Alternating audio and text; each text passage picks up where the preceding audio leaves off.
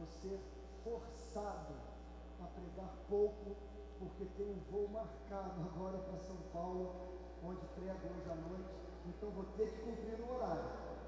Então vamos fazer o seguinte, eu vou entrar direto no tema e vou pedir toda a sua atenção, na esperança de que nós tenhamos aqui 30 minutos intensos, de poderosa exposição bíblica, que nos torne sábios para a salvação em Cristo Jesus. O meu tema nessa manhã é batalha espiritual, e eu peço que vocês abram a Bíblia na passagem clássica sobre a doutrina, que se encontra em Efésios capítulo 6, versículo 10.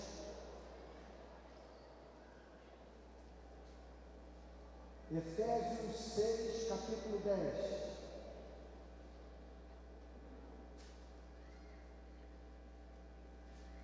Quanto ao mais, sede fortalecidos no Senhor e na força do seu poder, revestidos de toda a armadura de Deus, para poderdes ficar firmes contra as ciladas do diabo, porque a nossa luta não é contra o sangue e a carne, e sim contra os principados e potestades, contra os dominadores deste mundo tenebroso, contra as forças espirituais do mal nas regiões celestes.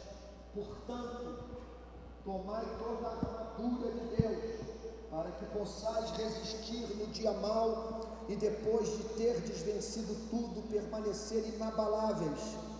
Estai, pois, firmes, cingindo-vos com a verdade e vestindo-vos da couraça da justiça, calçai os pés com a preparação do evangelho da paz, embraçando sempre o escudo da fé, com o qual podereis apagar todos os dardos inflamados do maligno. Tomai também o capacete da salvação e a espada do Espírito, que é a palavra de Deus, com toda oração e súplica, orando em todo o tempo no Espírito, e para isto vigiando com toda perseverança e súplica por todos os santos.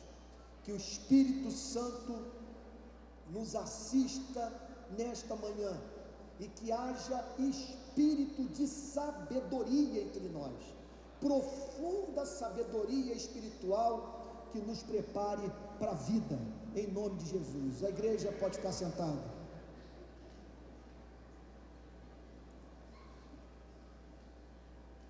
Esses dias, numa conversa com o comandante do BOPE, não o atual, mas um ex-comandante da tropa de elite da Polícia Militar do Rio de Janeiro, que não é cristão, eu ouvi uma declaração surpreendente.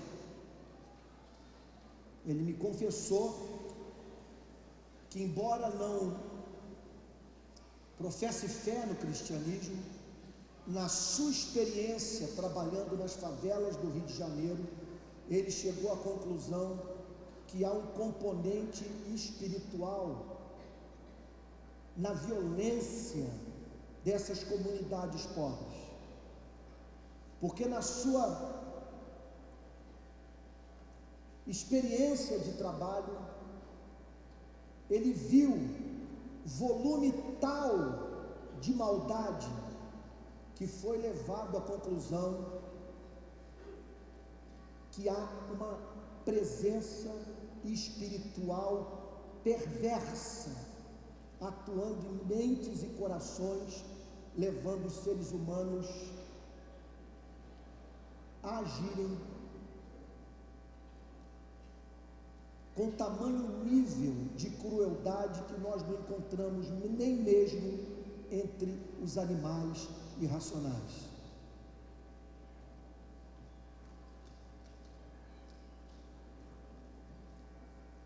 Chama-me a atenção as guerras que não cessam de acontecer e que parecem ser mais fortes do que todas as nossas conquistas intelectuais e tratados de paz. Aí está o mundo ocidental, mais uma vez tremendo diante da possibilidade de uma guerra que pode afetar a Europa. a Rússia está para invadir a Ucrânia. O presidente dos Estados Unidos ontem passou 1h30 com o presidente Vladimir Putin, tratando desta invasão e fazendo alerta quanto à violação de tratados internacionais, da livre determinação dos povos e da busca de solução pacífica para conflitos políticos. Ontem eu publiquei nas redes sociais: é assunto para colocar a igreja de joelhos, é gravíssimo o que está acontecendo hoje na Ucrânia. No mês passado, eu estive no campo de concentração de Dachau, na Alemanha, a poucos quilômetros de Munique. Como explicar o que os meus olhos viram?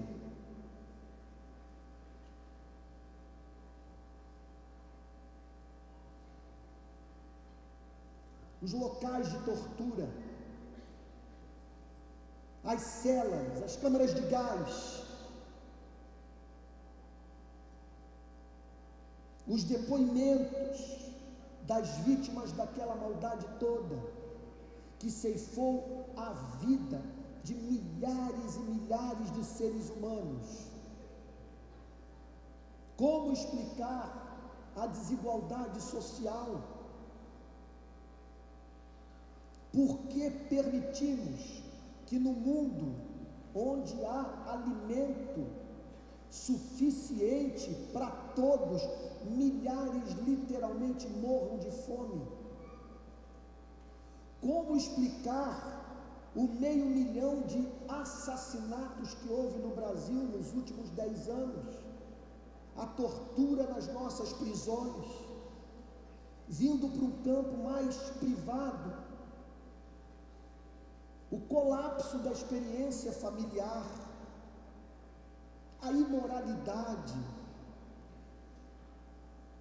o menosprezo pela vida do próximo, o homem viver sem o seu Criador.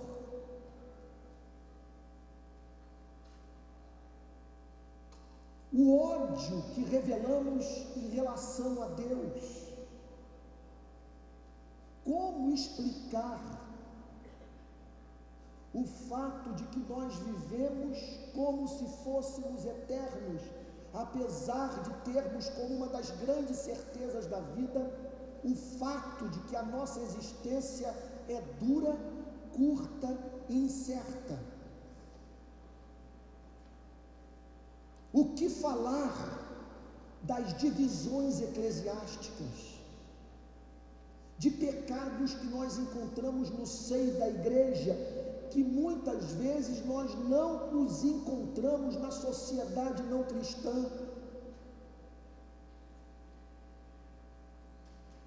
Como explicar o fato de que milhares se mantêm do lado de fora, em razão das palavras que colocamos na boca de Deus e que nunca foram proferidas pelo Criador das nossas vidas?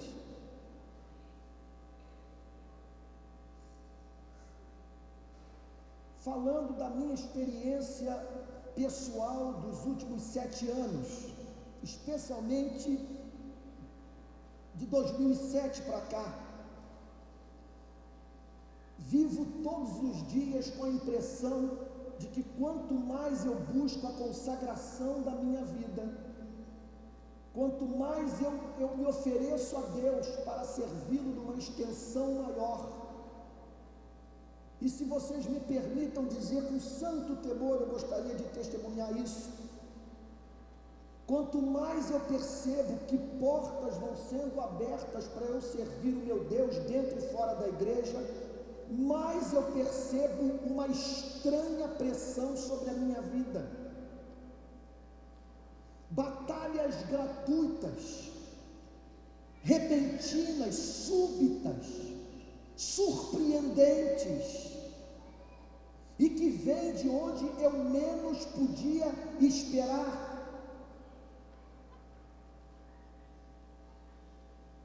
Irmãos, a Bíblia não é romântica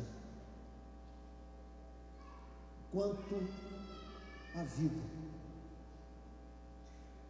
Ela nos diz que este mundo é um mundo tenebroso,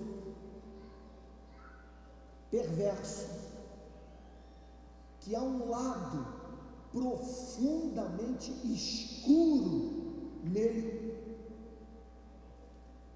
como resultado da ação de inteligências poderosas que atuam sem nenhuma restrição moral, sem nenhum drama de consciência, atentando contra Deus e tudo aquilo que Deus ama.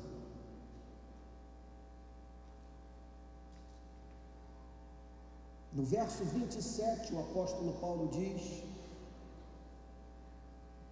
eu estou aqui em Filipenses, no verso 10, o apóstolo Paulo diz: quanto ao mais, alguns estudiosos do Novo Testamento afirmam que o que o apóstolo Paulo está dizendo é que entre a primeira vinda do nosso Senhor e Salvador Jesus Cristo e o seu retorno, quer dizer, quanto ao mais, quanto ao tempo que nos aguarda, aos próximos séculos que antecederão a segunda vinda de Cristo,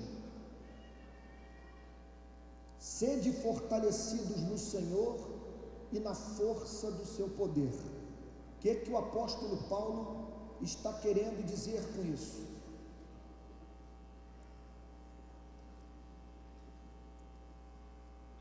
Sede fortalecidos no Senhor e na força do seu poder.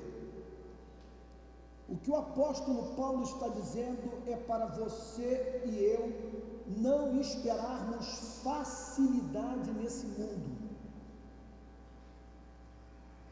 O caminho não será pavimentado para nós passarmos. No cumprimento da vontade de Deus, surgirão batalhas, confrontos, ataques, obstáculos que nos levarão até mesmo a crer, muito embora estejamos andando no centro da vontade de Deus, que nós erramos o caminho.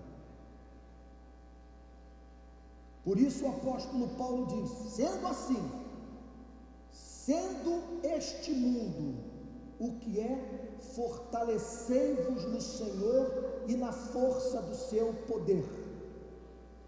Vocês precisam de um suprimento de graça, de poder, de autoridade, de alguma coisa que sustente seu espírito, que alimente a sua mente, aqueça o seu coração, porque você se encontra num campo de batalha, num terreno minado, passando por um terrível deserto de serpentes abrasadoras. É certo que a Bíblia nos ensina que o Senhor é o nosso pastor e nada nos faltará. A Bíblia nos fala dos pastos verdejantes e das águas tranquilas. Encontramos nas Sagradas Escrituras os hinos de louvor a Deus pelas bênçãos temporais que Deus derrama sobre a vida do seu povo, e todos nós temos testemunhado da bondade de Deus em nossas vidas e dos tempos de refrigério.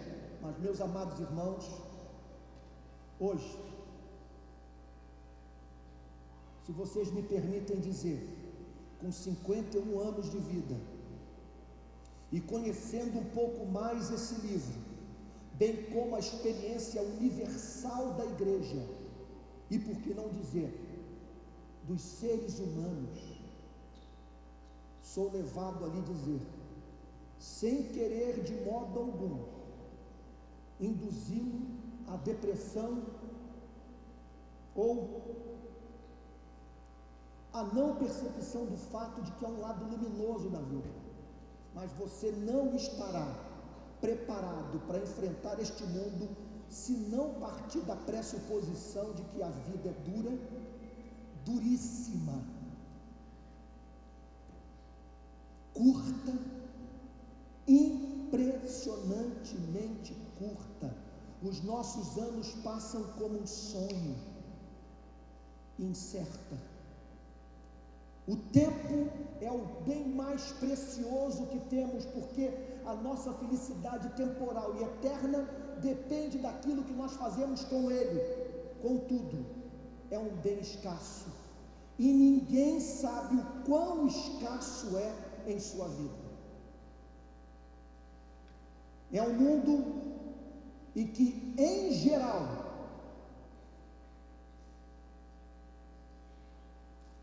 a vida em sociedade, apesar de todos os frutos que podem ser colhidos dela, é injusta, é desigual, é desumana e invariavelmente milita contra a fé em nosso Senhor e Salvador Jesus Cristo. Estou falando de cultura, de uma cultura que não nos predispõe ao amor pelo Criador, que nos leva a banalizar o sagrado e que nos mantém entretidos com aquilo sem o que nós podemos viver. Ontem eu entrevistei uma moça num fast food aqui de Anápolis e fiz as mesmas perguntas que eu costumo fazer para pessoas que me servem. Quantas horas por dia você trabalha? Ela me disse 12. Eu não acreditei. Trabalho 12, folgo um dia, depois trabalho 12. Eu falei, então essa é uma agenda que impede você de estudar, de você aprender o idioma. Você não vive. Ela falou, é isso mesmo. Quanto que você ganha? R$800. Agora, se você quiser me responder, me responda. Caso contrário, eu vou ficar chateado. Desses R$800, quanto que chega em sua mão? Uma delas me disse a seguinte coisa: praticamente nada. Todo o dinheiro que eu recebo é para pagar minhas dívidas. Mas dívidas com o quê? Em geral, moço, são as dívidas que eu contraí comprando sapato.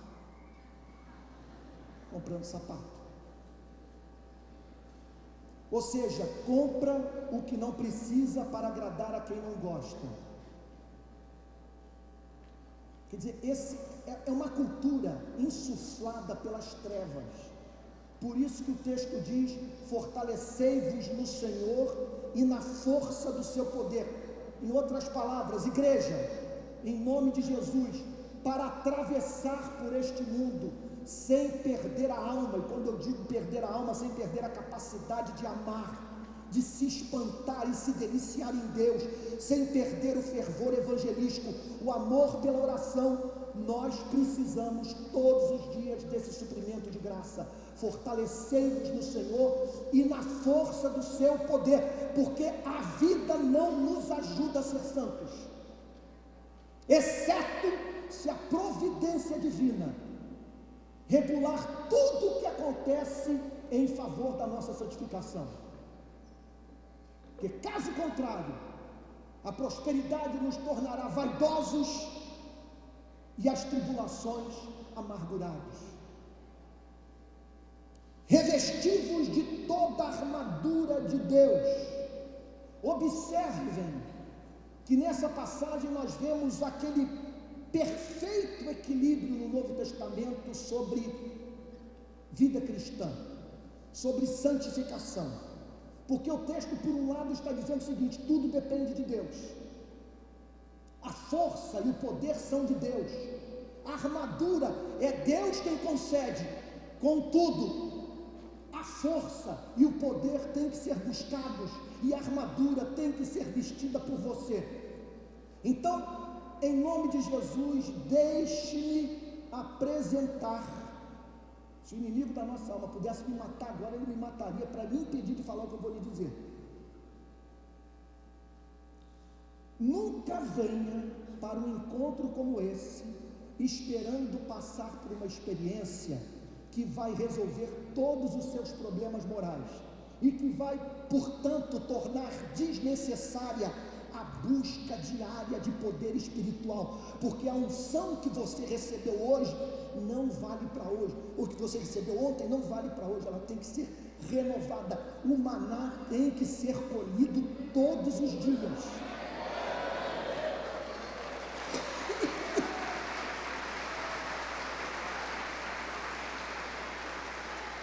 Não existe espaço na vida cristã para cruzar os braços e esperar um batismo com o Espírito Santo que resolva todos os problemas. É luta diária, você tem que diariamente vestir a sua armadura. Aliás, nunca retirar uma peça dela. Dormir todos os dias com a sua armadura completa, porque você está dentro de um conflito espiritual, de um mundo que quer engolir sua alma. Revestidos de toda a armadura de Deus, para poderes ficar firmes contra as ciladas do diabo. Daí a necessidade de poder e de você revestir a sua vida desta armadura, porque vivemos num mundo onde existe este ser, e eu não tenho vergonha de falar sobre o tema, porque eu não posso ter vergonha de crer na mensagem de Cristo. Eu estou convencido intelectualmente que Jesus Cristo é o caminho, a verdade e a vida. Logo, eu sou forçado a crer em tudo que Jesus ensina. E Jesus falou sobre a existência desse mundo espiritual. Ainda que ele não possa ser provado pela ciência, a Bíblia nos alerta quanto ao fato de que os acontecimentos da nossa vida não são gratuitos. A coisa é plantada, ela é feita para te destruir, para acabar com sua saúde espiritual, roubar a sua reputação e torná-lo inativo no reino dos céus. Para poderes ficar firmes contra as astutas ciladas do diabo. Ou seja, um adversário pessoal, inteligente, milenar, poderoso, sem escrúpulos, maligno, que o conhece como você não se conhece e que nem sempre age como um leão.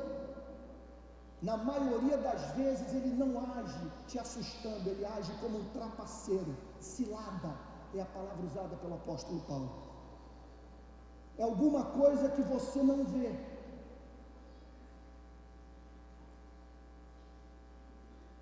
e que o toma como preso. Como diz o grande pregador puritano Thomas Brooks, o diabo mostra sempre a isca, mas nunca mostra o anzol. Ele mostra o prazer, mas não mostra o que a desgraça que aquele prazer representará para a nossa vida. Ele veleja com o vento, ele se faz valer das nossas circunstâncias de vida a fim de nos empurrar na direção dos pecados aos quais nós nos tornamos, em razão do nosso momento de vida, mais vulneráveis. Ele nos leva a confundir o espiritual com o psicológico com o físico e assim por diante. Então você encontra uma pessoa que está esgotada e ela pensa que perdeu o amor por Deus. Ela não consegue se concentrar na leitura das Sagradas Escrituras. Dorme quando ora e se recrimina achando que não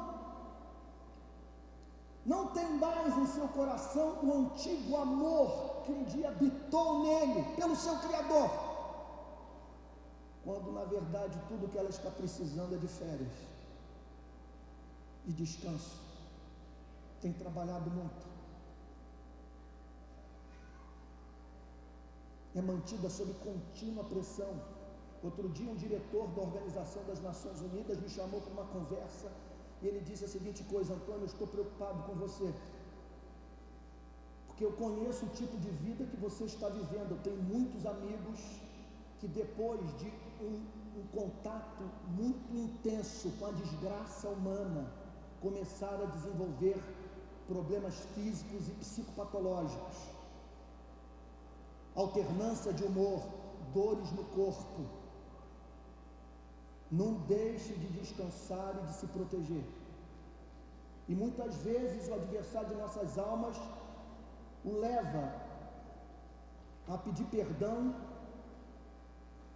pelo pecado que você não praticou, porque tudo que você está vivenciando é a resposta do seu corpo ao excesso de pressão que tem recebido.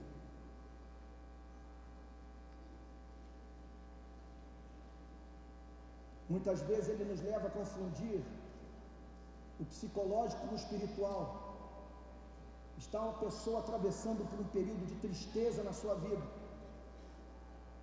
e ela julga que tudo que precisa é tomar um ansiolítico, tomar um antidepressivo. Eu não estou negando a necessidade de um terapeuta prescrever esse tipo de medicamento para alguém que se encontra em estado de depressão, mas existe a depressão espiritualmente provocada, que a Bíblia chama de entristecimento do espírito. Você entristece o espírito retira as suas consolações. Você não sente mais a doçura daquela presença porque você está em pecado. E aí você pensa que o que está precisando é de remédio, quando na verdade o que você está precisando é de conversão.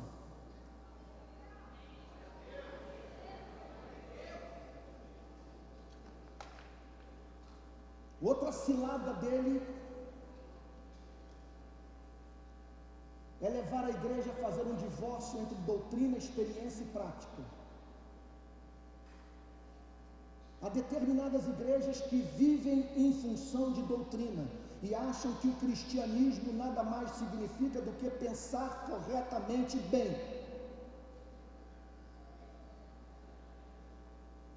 Só que não há vida com Deus.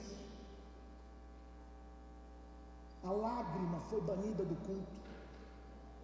Não há compromisso com a obra missionária, nem fome e sede de justiça.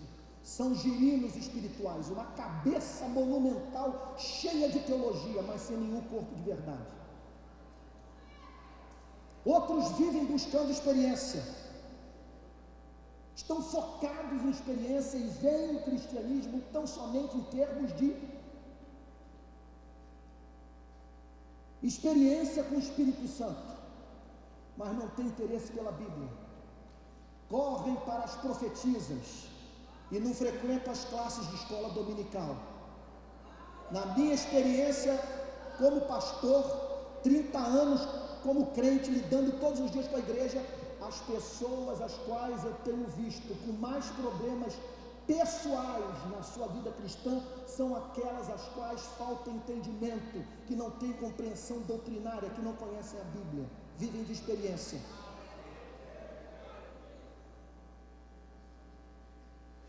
Outros acham que o cristianismo é a justiça social, é a defesa dos direitos humanos ou a obra missionária, mas não sabem por que fazem o que fazem, porque não conhecem a Bíblia. E tomam a decisão de fazer a obra missionária sem o batismo com o Espírito Santo.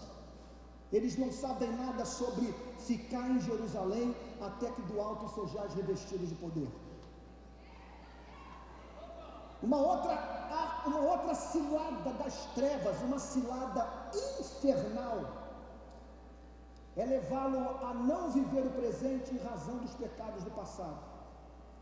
O que o inferno puder fazer para que você não viva com interesse de vida, o presente ele fará. E para isso o inferno se faz valer de duas armas. Primeiro, a lembrança dos seus pecados passados. Você não vive o presente, porque sua mente se mantém fixada em algo que você praticou e do qual Deus não se lembra mais.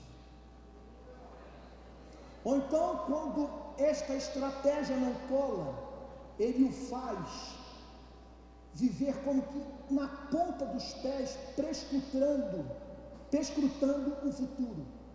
O que acontecerá na minha vida se tal ocorrer? Se eu perder o emprego, se eu perder a reputação, se o meu casamento for destruído. E aí você não vive o presente em razão das preocupações quanto ao futuro. O que significa que você está duvidando do caráter de Deus, porque Ele diz que os cabelos de sua cabeça estão contados, pois o amor dele pela sua vida é minucioso. Ciladas.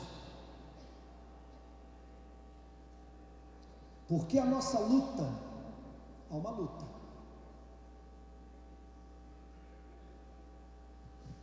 É luta para nós não perdermos o encanto por Deus. É luta para nós não perdermos a humanidade, a capacidade de amar. É luta para nós não perdermos a alma, portanto. É luta para fazermos o reino de Deus avançar. É luta para vencermos as nossas limitações morais, para vencermos a nós mesmos. É luta, e o que o apóstolo Paulo diz é que a nossa luta não é contra o sangue e a carne, não é contra o homem. Olha o que ele diz: e sim contra os principados e potestades. A palavra principado, a palavra potestade, tem dois sentidos no grego, segundo Mark Lloyd Jones e muitos outros comentaristas bíblicos. Ela fala de um poder inerente e da expressão deste poder. Então notem que o texto bíblico está falando de um ser milenar que age como trapaceiro, sem que você o perceba, que mostra a isca, mas não mostra o anzol. E não apenas isso, é poderoso para cumprir o que tenciona fazer. Principados e potestades, contra os dominadores deste mundo tenebroso. Se você não consegue perceber essas trevas na vida, você provavelmente não nasceu de novo. Esse mundo é um mundo mau, e por isso o clamor da igreja é Maranata, vem logo o Senhor Jesus. São os dominadores deste mundo tenebroso. Eu não consigo entender a história de uma outra forma. Esse versículo deveria estar incluído em toda e qualquer filosofia de história. São os dominadores deste mundo tenebroso. Como explicar a perda de encanto por Deus? Como explicar o fato, conforme eu disse no início da mensagem, da nossa vida ser breve, como um sopro, como diz Jó: o homem nascido da mulher vive breve tempo, cheio de inquietação, nasce como a flor e murcha, foge como a sombra e não permanece, e nós vivermos como se fôssemos eternos. Como explicar as leis humanas que escravizam? Aquilo que é atribuído a Deus e que Deus nunca falou e que torna a vida nesse planeta infernal.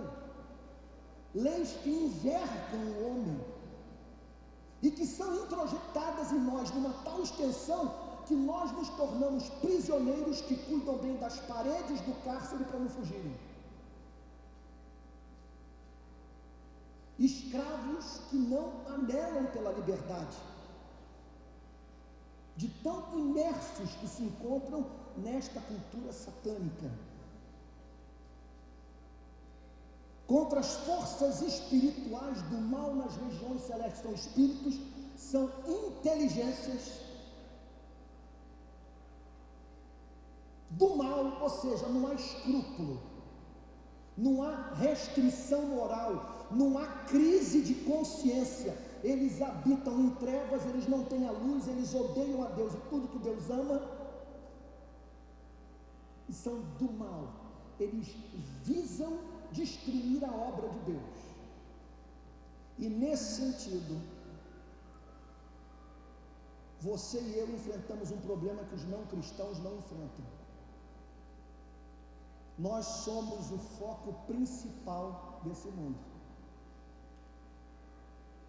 porque somos a menina dos olhos de Deus, e estamos envolvidos com a tarefa de dizer que o diabo é mentiroso e que a verdade está em Cristo Jesus.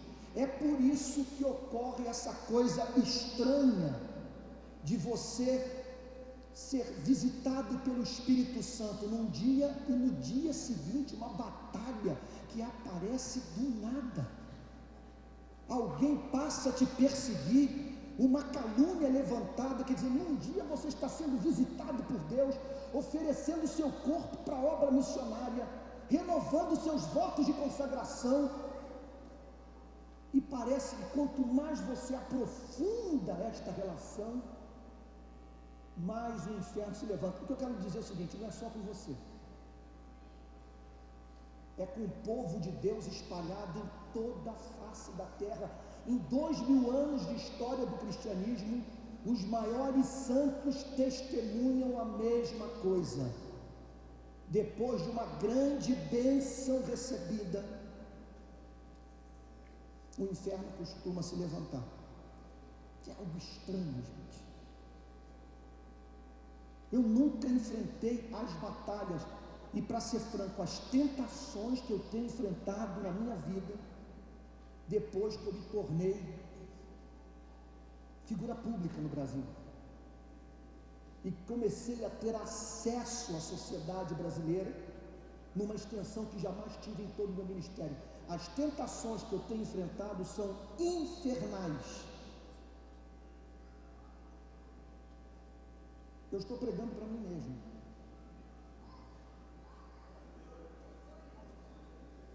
Portanto, esse portanto deveria ser sublinhado por você. Portanto, aqui está Deus no seu amor apresentando uma radiografia desse mundo. Mundo tenebroso. Ele menciona o diabo e o seu exército, os principados e potestades, os dominadores deste mundo tenebroso, que agem através das instituições, que usam até mesmo a melhor forma de governo já inventada pelo homem, a democracia, para escravizar o homem muitas vezes, que forjam cultura, insuflam ódio, levam o homem a odiar o seu semelhante. Como explicar as divisões que há em nós? Gente, nós não conseguimos nos unir para nada. É da natureza humana a formação de grupos, de partidos. Eu sou de Paulo, eu sou de Cefas. Outro dia eu estava chegando no Maracanã, Vasco e Botafogo, briga entre as torcidas. E eu falei, mas por que elas estão brigando? Porque em geral essas torcidas se entendem, a torcida do Vasco e do Botafogo. Aí alguém me disse, não, é briga entre as torcidas do Vasco, porque é uma divisão na torcida do Vasco, como há uma divisão na torcida do Flamengo. Todo mundo no Rio de Janeiro sabe disso. O que acontece entre nós acontece no Maracanã, acontece no Pacaembu. Divisão é da nossa natureza o partido. A divisão, quem está por trás disso? Quem nos faz ignorar os motivos supremos que nos estimulam a nos mantermos unidos, a fim de nos dividirmos por causa de tolices? É o inferno. Portanto, olha a radiografia: seres poderosos, inteligências, ciladas. Portanto, tomai toda a armadura de Deus, para que possais resistir no dia mau. Então, olha o que a Bíblia está dizendo. Por favor, se você sair daqui, desta exposição bíblica, apavorado, pessimista, tendo perdido o encanto pela vida, você terá ficado apenas com um lado da mensagem. Porque há o outro lado, e o outro lado é esse: portanto, tomai toda a armadura de Deus. Portanto, se prepare para a batalha, porque você pode sair vitorioso. A mensagem não é para você cruzar os braços e aceitar a derrota, mas você buscar suprimento naquele que tem, naquele que exerce autoridade sobre principados e potestades, que está sentado à direita do trono do Deus Pai Todo-Poderoso e com quem reinamos. Portanto, tomai toda a armadura de Deus. Ou seja, o que a Bíblia está dizendo é que é possível nós buscarmos uma proteção espiritual que nos tornará invulneráveis à ação do inferno. Nós não temos que necessariamente adoecer, não temos que necessariamente perder a saúde mental, a reputação, o amor pela obra missionária, o interesse pelas Sagradas Escrituras, porque temos uma aliança com Deus, que promete para a sua igreja provisão, promete Pentecoste, promete revestimento de poder e uma armadura que permite à igreja até mesmo sair da defensiva e entrar no ambiente infernal e levar o reino de Deus para onde reinam as trevas.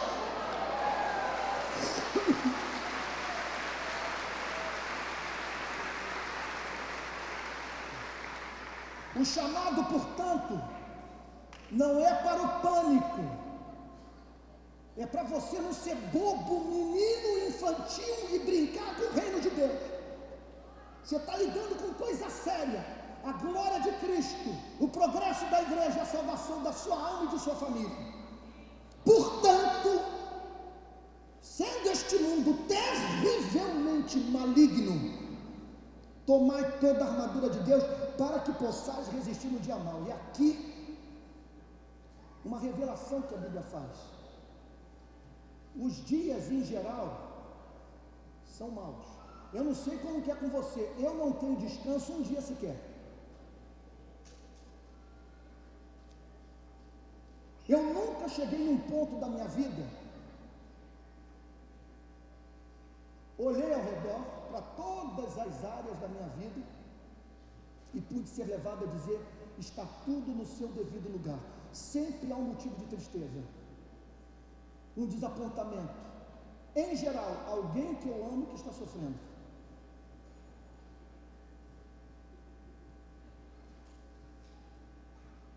E eu não sei como que é com vocês, nem sei se eu deveria estar falando isso.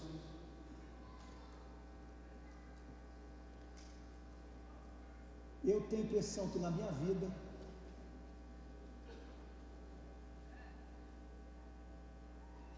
difícil falar sobre isso, que há pessoas que eu amo que são alvo do inferno para roubar minha paz e minha alegria. O diabo sabe que quando essas pessoas são atingidas, eu levo um soco na boca do estômago, eu desmonto. Quando recebo no meio da madrugada o telefone de alguém que eu amo pedindo socorro porque está em crise de depressão,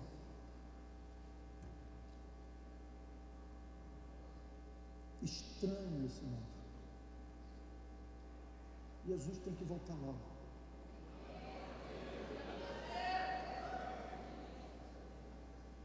Mas há o dia mau. Às vezes você acorda, parece que por intuição, vamos usar uma linguagem talvez mais espiritual, mais bíblica, o Espírito Santo parece estar lhe dizendo: hoje vai ser um dia de batalha.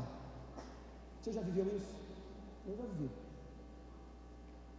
É o dia mau, é o dia em que parece que o mundo se volta contra você. É o dia especialmente mau. E o que o apóstolo Paulo está dizendo é para você buscar esse poder e se manter vestido, quer dizer, com esta armadura completa, para que você não apenas atravesse esses dias, que representam a nossa particular travessia pelo deserto, mas para que você atravesse o dia mau. É o dia em que parece que o inferno se mobilizou para destruir sua vida.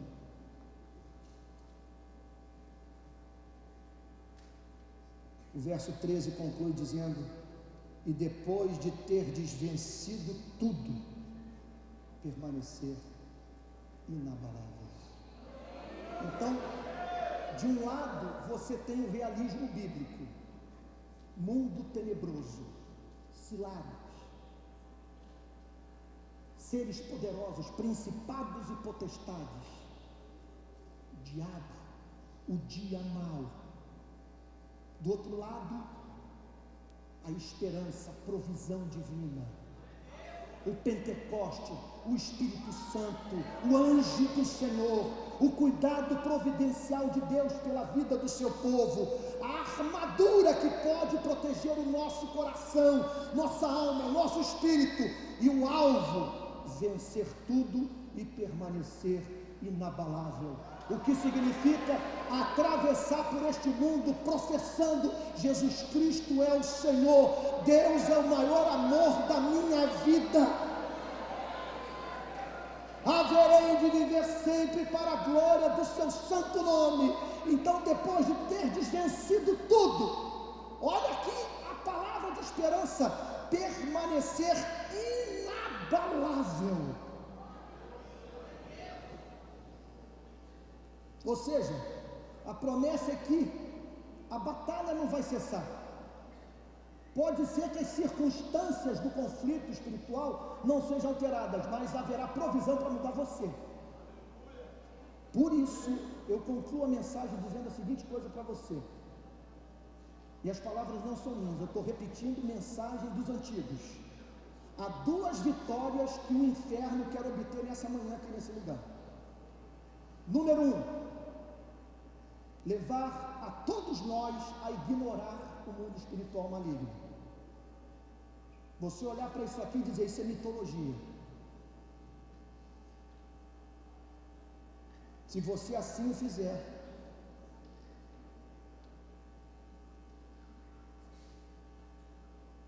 sua situação será a mais perigosa possível. Certamente uma das consequências será a perda na sua vida espiritual do elemento de vigilância. Você não vai vigiar, você não vai desconfiar, você não vai ter a prudência das serpentes. Você vai viver de peito aberto com uma vida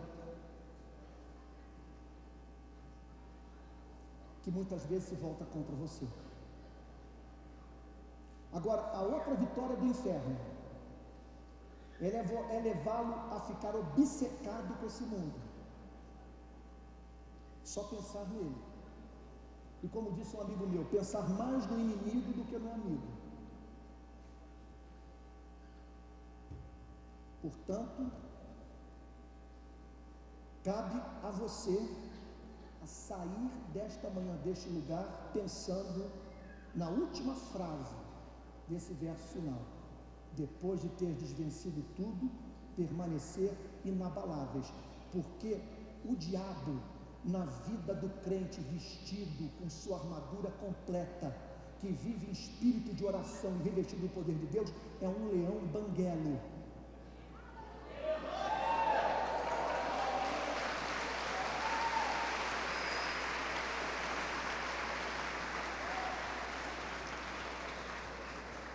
Eu morrendo de tristeza, porque a parte agora que eu entrar na armadura, eu não tenho mais tempo. Então vamos fazer o seguinte: ano que vem, se eu for convidado, eu termino a mensagem, a gente fala sobre a armadura, tá bom? Vamos ficar de pé.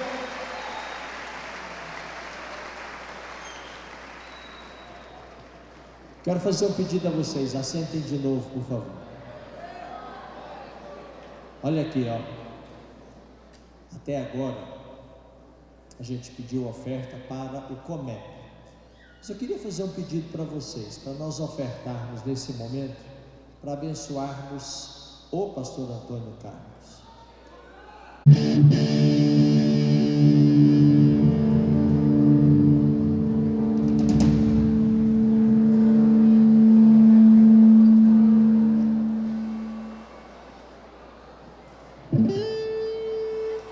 Vira pro seu irmão, fala assim: tá pronto para adorar, irmão? Tá pronto para exaltar o nome de Deus? Vocês estão prontos para exaltar o nome do Senhor?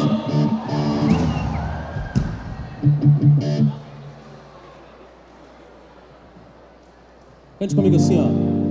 Vem com Josué lutar em Jericó. Cante. Jericó, vem com Josué lutar em... O quê? Aí tem a dancinha assim, ó. Vem, vem, vem, vem. Vem com Josué lutar em...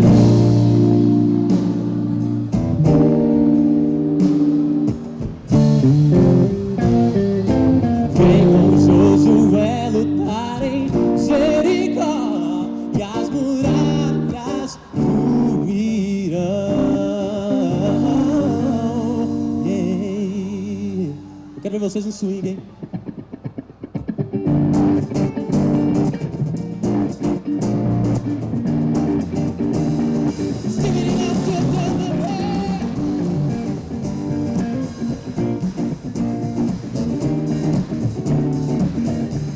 Cante, cante.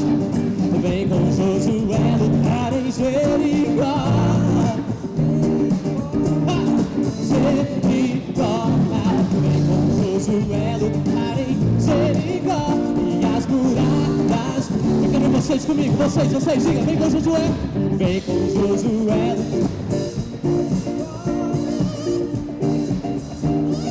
Jericó. Vem com Josué lutar em Jericó. E as muralhas ruirão. Vira-me seu nome, pai. Suba os montes devagar, que o Senhor vai guerrear. Cerquem os muros para mim, pois Jericó chegou. As trombetas soarão, diga isso. As trombetas soarão, abalando céu e chão. Cerquem os muros para mim, pois Jericó chegou ao fim. Você vai dizer assim, ó, comigo assim, ó. Vem com Josué lutar em Jericó. Vem com Josué. E as muralhas ruirão. A igreja comigo aqui, ó. Se o Espírito de Deus se move em mim, eu danço como o rei Davi. Todos querem dançar? Se o Espírito de Deus, eu danço como o rei. Então dança pro Senhor Jesus, vai. Eu danço como o rei Davi. Oh, eu danço como o rei Davi. Aqui assim, ó. Se o Espírito de Deus se move em mim, eu grito como o rei Davi. Se o Espírito de Deus se move em mim, a igreja do Senhor grita pra Jesus. Eu danço como o rei Davi.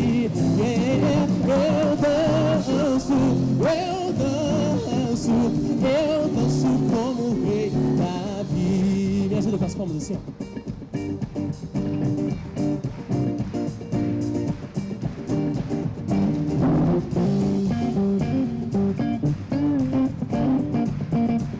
Você que é boca de Deus essa manhã, você vai profetizar na vida da sua família, na sua casa, na sua faculdade, no seu trabalho, que as muralhas vão cair, amém? As muralhas têm que cair em nome de Jesus. Então você vai ser boca de Deus nessa manhã. Declare para ele, vai. Vem com Josué lutar em Jericó.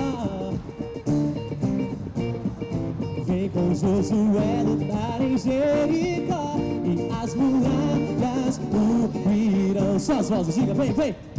Vem com Josué.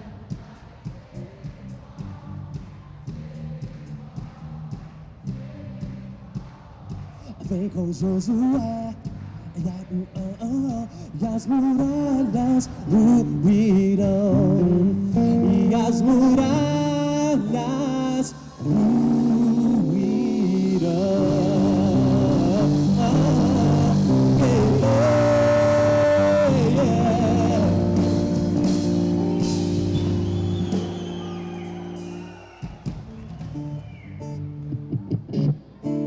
livre pra correr,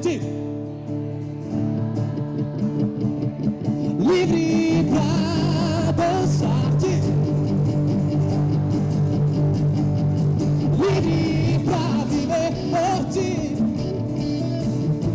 Quando sou livre, diga isso.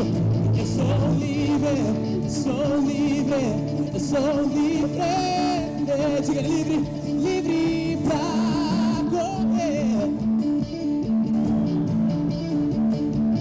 livre pra dançar, livre pra viver por ti, Deus. Eu sou livre, sou livre.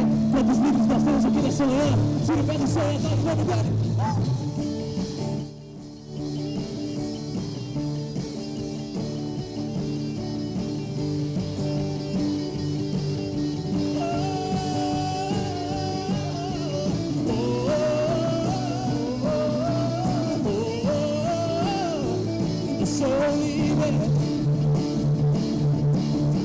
Declare, os cegos verão por ti, declare isso. Os cegos verão por ti, os mudos cantarão, os mortos viverão, os fogos te adorarão, as trevas fugirão, e por ti eu grito. Eu sou livre, eu sou livre.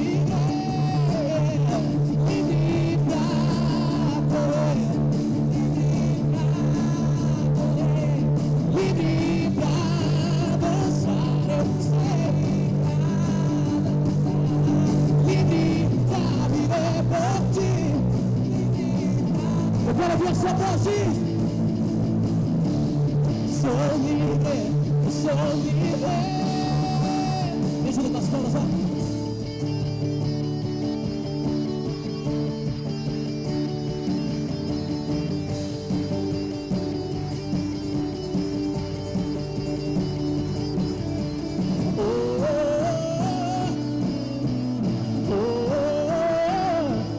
Eu sou livre. Sou livre, eu sou livre.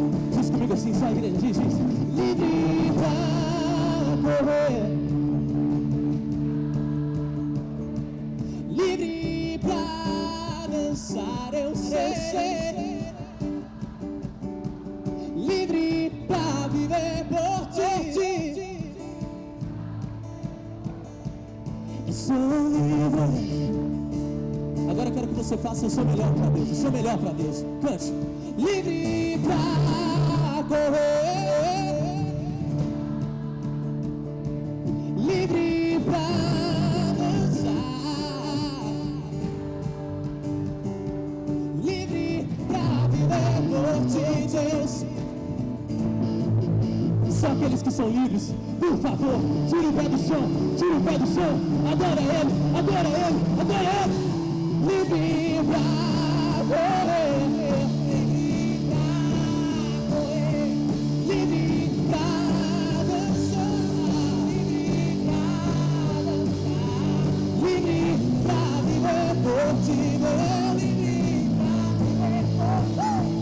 eu sou livre, sou livre, sou livre. Vem com essa oração.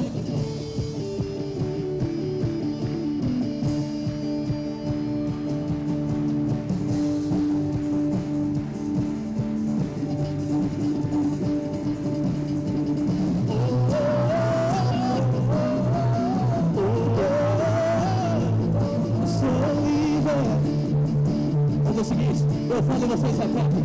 Eu sou livre, eu sou livre, eu sou livre, eu sou livre, eu sou livre, eu sou livre. Quantos livres em Jesus eu tenho aqui nessa manhã?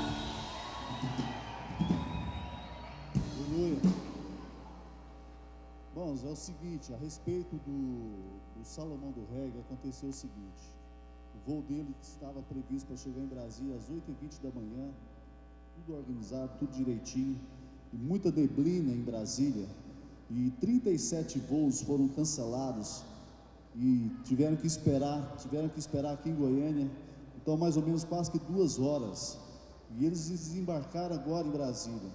Então não há tempo de chegar aqui no Comep, e não há tempo de voltar, porque é uma programação também do período da tarde em Brasília. E a gente conversou e a gente chegou à conclusão que realmente é impossível. São situações que está fora do nosso controle. Havia toda uma logística para que ele pudesse estar aqui a tempo. Ele chegaria mais ou menos 10 a 10h20 da manhã, ou seja, e por conta dessa situação de neblina e de voo ter que esperar, 37 voos tiveram que esperar para descer em Brasília por conta da neblina. E aí a gente vai ver em outra oportunidade, em outra ocasião, para que ele esteja aqui conosco, amém? Tá ok? Os irmãos que vão almoçar conosco, vão entrar aqui pelo lado esquerdo, que vão comprar o ticket, do lado esquerdo aqui no portão maior, tá ok?